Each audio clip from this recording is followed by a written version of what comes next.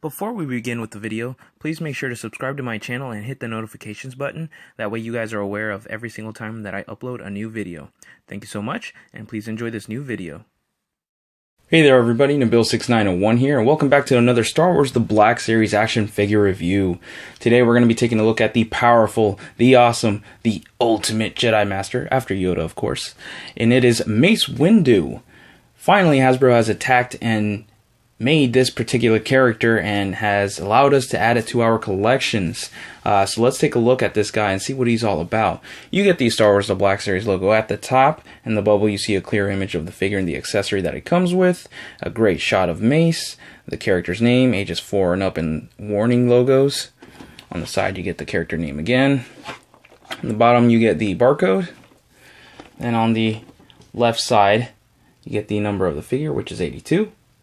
And then on the back, you get in same thing basically. You get a bio on Mace. If you guys want to pause the video and read it, go for it. Alright, now let's open this guy up, see what he's all about. Alrighty, here's Mace Windu out of the packaging. I have a few gripes. I think he's definitely a cool figure, but I do have my few gripes. But first things first, let's look at the accessory that he comes with, besides his Jedi robe, which finally Hasbro decided to give us some Jedi robes after all the people that have had to customize one for a previous Jedi like Obi-Wan, and again, just to name a few. Of course, we get his trusty lightsaber. I love the purple blade. It's very vibrant, it's a very dark purple, but I really like it a lot. As far as the hilt goes, the hilt has a nice detail to it. Good job, Hasbro. It's got a little black paint splotch there, but it's not a big deal. Seems good enough to me. It seems like the blade can come out, but I was trying to get it off earlier and it wasn't coming off, so I'm not going to mess with it anymore. And you can't even clip it on, so it's kind of a drag as past figures like Anakin and Obi-Wan. If I'm not mistaken, they were able to do that. But there's that. We'll put it off to the side for right now. Let's just take a closer look at Mace, see what's going on here. Let's zoom in here on the head sculpt.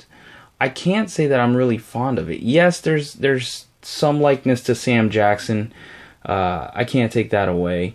But I don't know, it's just a very plain, bland look. You know, you would think they would have him look more, I don't know, more stern, more aggressive. I don't know. That's just my opinion. Other than that, though, looks pretty good. I don't like the robe. Again, it's one of those hoodies where it just kind of meh. Doesn't really sit on all that great. So you guys can see. Which, well, actually that's not bad. I guess if you kind of mess around with his head, you could probably get a decent pose. Whatever. I don't really like it. But yeah, the detail is quite interesting. If you look at the, I'm gonna just take off the robe for a second here, so you guys can get a better look. His undergarments look pretty cool, I gotta say. He looks big and bulky. Kind of looks like Obi-Wan a little bit, but this is definitely a full brand new sculpt. I like it. The details look great. The belt looks fantastic. Again, you can't clip on the lightsaber hilt. That's kind of stupid. He has options to hold the lightsaber on either hand. The comma pieces look good. These plastic parts aren't separate. They're all just one piece. So there's that. The boots look pretty nice. Bottom of his feet. Back part of his belt. So obviously they have kind of a generic look, sort of, but you know, overall I think it's pretty good for what it is. But again, my major gripe really is just the face sculpt. I don't like it as much. On camera it doesn't come out as nice as in person, but even then it's just kind of meh for me personally. Alright, for his articulation here, he has a ball jointed head. Can look up that much, and if you, yeah, that's as high as really as it'll go. Swivel neck, can go all the way around if you'd like. And he also has some more movement down here on the neck. It's kind of like Padme's articulation. I think they're trying to do more of the figure arts / Mayfix style, where they have articulation here and on the head. So I can appreciate that. I really do like that. At first I was weirded out, but now it makes more sense.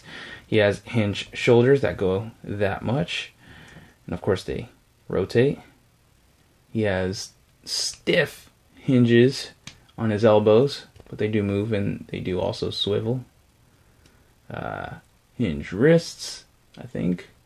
Yeah, hinge wrists. And they swivel as well. Okay. Of course he has a swivel upper torso. Nice range of movement there. He has hinged hips. And because it's plastic, they kind of move out of the way, so that's really good. So he can kick pretty high if he needs to. He, of course, has swivel right here at the upper thigh. That's good. He has double hinged knees, which is great. Hinged ankles and an ankle pivot. So in the articulation department, pretty much like every other figure, it's pretty good. And in this case, he's not as restrictive as I thought he would be. And here is a comparison to Jango Fett. This is what we've been waiting for, for a couple of years, ever since we got Jango Fett, the right Mace Windu to display him alongside each other. Mace is actually a little taller than him. As you guys can see here. Yeah, so that's good. You can finally display him in many different ways. Jango blasting at him, or when Mace actually cuts his head off. Whatever you want. And Jango, as always, has issues standing because of his darn jetpack. But still, they display quite nicely, side by side, as you guys can see.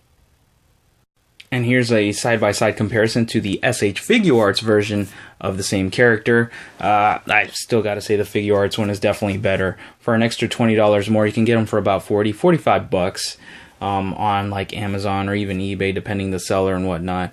And yeah, personally, I got to go with Figure Arts. Mind you, this is the second head sculpt, so he has a more angry look as opposed to his other head sculpt, which I just don't have right now. Like, I have it in a bin, so I couldn't get it.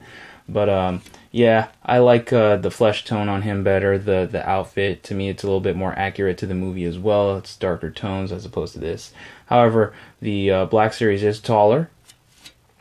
We do a little height comparison. Just barely. I mean, if I really wanted to, though, just to make it taller, like you can kind of pull down on the legs a little bit. Kind of like that. Like that. Let me see if I got it. Yeah, I think I did. Bear with me for a second, guys. And now they're equally the same height. So that's kind of the cool thing about Figure Arts, that you have that opportunity to do that if you ever wanted to fit in with like your Black Series, I suppose.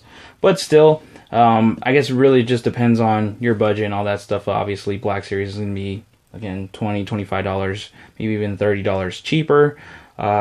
So you may want to go with this, but yeah, Figure Arts for sure is definitely better. I like the I will say the Black Series blade, the purple color, I like it better than the Figure Arts. As you can see, it's more of a translucent light purple, but the details on the hilts and all that stuff are also different. Here, I'll show it to you guys really quickly, if you can bear with me for a sec.